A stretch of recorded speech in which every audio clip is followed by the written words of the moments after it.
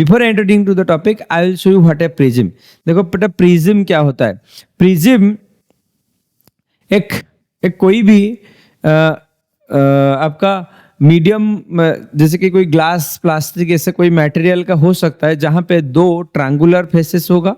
देखो एक सामने और पीछे दो ट्रायंगुलर फेसेस, देखो ये होगा रेक्टेंगुलर फेसेस, तीन रेक्टेंगुलर फेसेस होगा। ये अपना स्कूल के एक्टिविटीज में you must have seen, school और college activities you already have seen, yes और नो।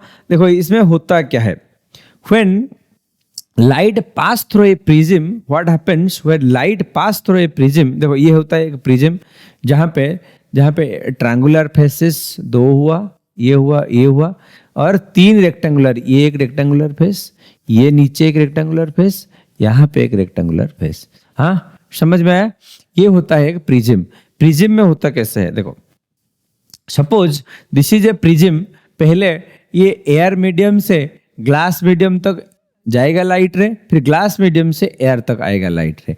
जब एयर से ग्लास जाएगा क्या होगा, देखो ये था इंसिडेंट गया ऐसे, पर यहाँ पे है क्या ग्लास मीडियम, तो क्या होगा वो टूवर्ड्स नॉर्मल बेंड हो जाएगा। नॉर्मल क्या है, this blue line is the normal. हमेशा सरफेस को क्या होगा परपेंडिकुलर में होंगे, सरफेस को क्या होगा परपेंडिकुलर में होंगे, तो वो क्या होगा जाना चाहिए था ये पाथ में, तो बेंड हुआ यहाँ पे। अगेन क्या होता है, देखो ये सरफेस, देखो हमेशा कहाँ पे बेंड होता है, ये सरफेस में ही बेंड होता है, क्योंकि यहाँ पे मीडियम चेंज हो जाता है। तो ये सरफेस उसके पास आया तो ऐसे बेंड हो गया, फिर ये सरफेस आया तो ऐसे बेंड हो गया।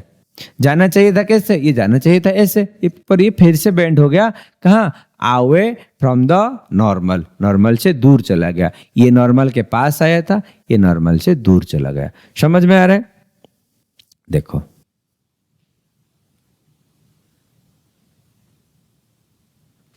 अच्छा अब देखो यहां पे क्या हुआ, ये था इंसिडेंट एंगल, ये जो एंगल नॉर्मल के साथ बना रहा है इंसिडेंट रे, इंसिडेंट एंगल होगा। रिफ्रैक्टेड रे नॉर्मल के साथ जो एंगल बनाएगा वो क्या होगा रिफ्रैक्टेड एंगल।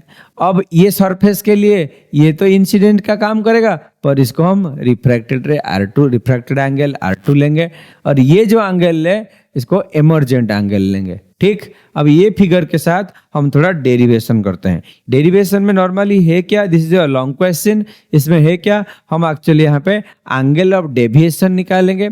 मिनिमम डेविएशन कब होता है, और ये जो डेविएशन होता है वो किस किस टर्म पे डिपेंड करता है। ठीक, अब ये डेरिवेशन करने से पहले हमको कुछ चीजों को ध्यान में लेना होगा। देखो पहले हम कहां से शुरू करते हैं, हम देखो ये फिगर को देखो, पहले ये एक क्वाड्रिलेटरल को देखो, AQOR।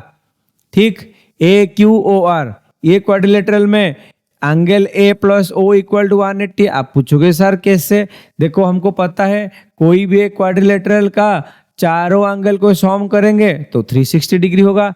अच्छा हमको तो पता है ये दोनों 90-90, नॉर्मल हमेशा सरफेस के साथ 90 बनाएगा, नॉर्मल हमेशा कितना बनाएगा 90 ही तो बनाएगा।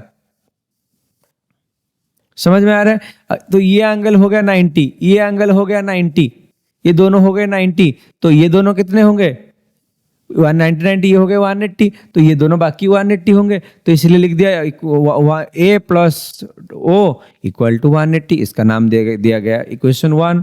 सिमिलरली इन ट्रायंगल QOR, देखो QOR कौन सा है, QOR, ये हुआ आपका ट्रायंगल।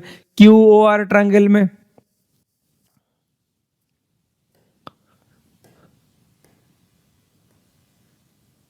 देखो ये ट्रायंगल QOR ट्रायंगल, ये जो ट्रायंगल है, अब ये ट्रायंगल पे हमको पता है sum of the three angles of the interior angle is the 180 degree. तो मैं क्या किया, तीनों एंगल को सम करने से 180। देखो थोड़ा इसको और इसको थोड़ा हम कंपेयर करते हैं, ये दोनों को अगर कंपेयर करेंगे तो यहाँ पे एक चीज कॉमन है O, यहाँ पे भी है O, बस ये दोनों को अगर अलग कर देंगे तो ये दोनों इक्वेट हो जाएंगे। तो मुझे क्या मिला, A equal to R1 plus R2, तो ये A जो एंगल होगा ये दोनों का सम होगा। यहां तक समझ में आता है।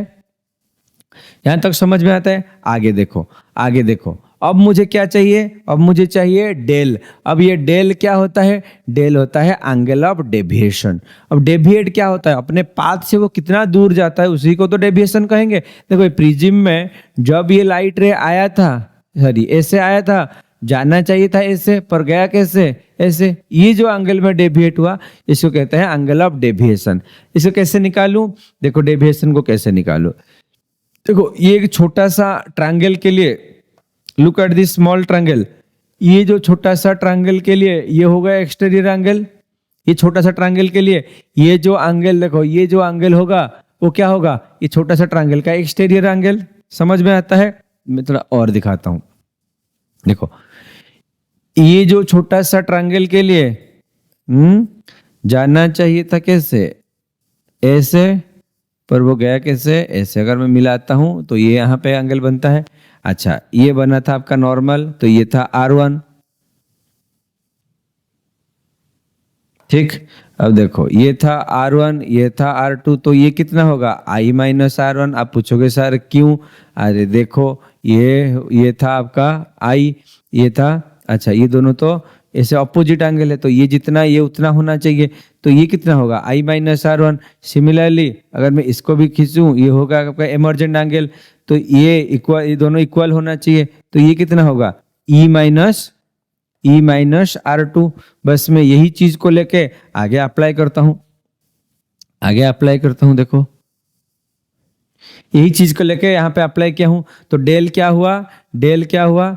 Del is your this angle plus this angle. अब ये जो एंगल है ये कितना हुआ? ये एंगल हुआ I माइनस R1।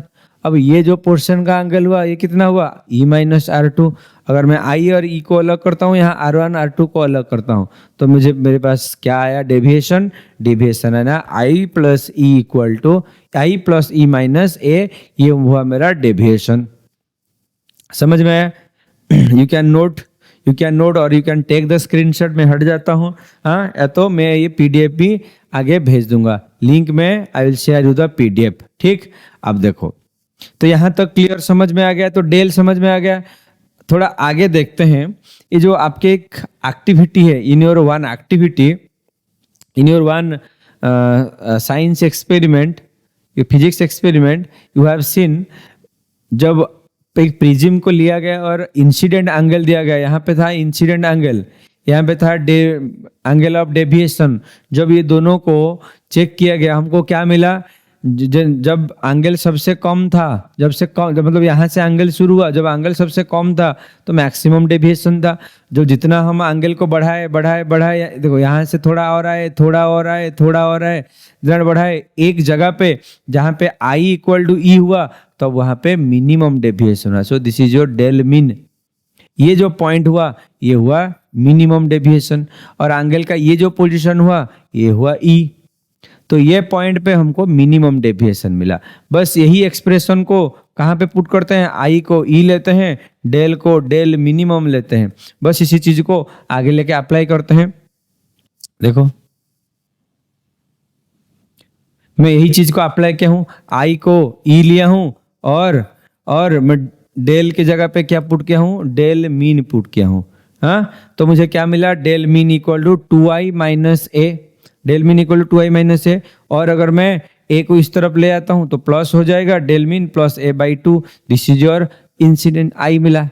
मुझे एक्चुअली क्या क्या चाहिए? मुझे I चाहिए और मुझे R चाहिए। अब पूछोगे I और R को सर क्या करेंगे? लेके स्नेल्स लॉ में अप्लाई करेंगे, जहां पे मुझे मिनिमम डेविएशन और उसके रिलेशन मिलेगा कुछ, ठीक। देखो अब R को क्या करता हूं? हमको तो पता है R1 इक्वल टू R2। आप पूछोगे सर क्यों? अरे यदि अगर I समान होगा E के साथ तो R1 भी R2 तो सेम ही होगा, क्योंकि ऑपोजिट एंगल तो सेम है।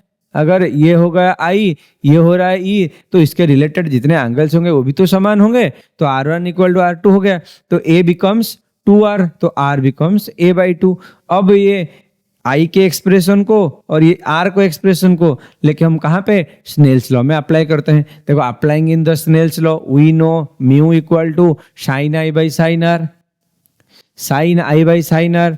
अच्छा I कितना था? Del mean by del mean plus A by two, R कितना था ए बाई टू, पुट करने से क्या हुआ हमको पता है for the small angle sine theta equal to theta, छोटा एंगल के लिए साइन थीटा थीटा सेम ही होते हैं, तो म्यू कितना बन गया del mean plus A by A.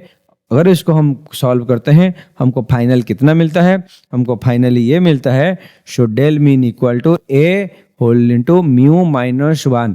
This is the expression of prism when the minimum deviation will depend on angle of the prism. ये ए जो है एंगल ऑफ द प्रिज्म, और किस पे डिपेंड करेगा, इसके म्यू पे डिपेंड करेगा। समझ में आया? This is the expression for the prism. This is one long question. ठीक, फिर आगे बढ़ते हैं। one important phenomenon of light when it falls on a prism, the phenomenon of splitting of light into the components is known as dispersion. You have also discussed in your class 10th. आप ये पढ़े हो already dispersion क्या होता है, जैसे reflection refraction phenomenon you have discussed. Similarly, dispersion is also one major phenomenon where क्या होता है व्हाइट लाइट स्प्लिट हो जाता है 7 डिफरेंट कलर्स में। देखो ये है एक prism, this is a prism. जब प्रिज्म पे white light falls it splits into different colours, ये अलग अलग कलर पे क्यों स्प्लिट हो गया, due to the wavelength, different in wavelength. हाँ देखो the phenomenon of splitting of light into its component colours is known as dispersion. तो व्हाइट लाइट तो मिक्सचर था सारे कलर का, जब वो प्रिज्म पे पड़ा वो डिफरेंट कलर के साथ वो क्या हो गया, स्प्लिट हो गया, अलग अलग हो गया। The pattern of the colours components of called spectrum of light, इसको स्पेक्ट्रम कहेंगे। Spectrum when the narrow beam of sunlight is incident on a glass prism, the emergent light is seen to be consisting of 7 colors। जब ये prism पे कोई एक side से white light पड़ेगा दूसरे तरफ क्या होगा, 7 डिफरेंट कलर्स आएंगे। The colour pattern will be pure VIBGYOR from V to violet to red। Red will be least deviation as red is having the maximum wavelength। जब ज्यादा wavelength होने की वजह से बस में डेविएशन सबसे कम होता है।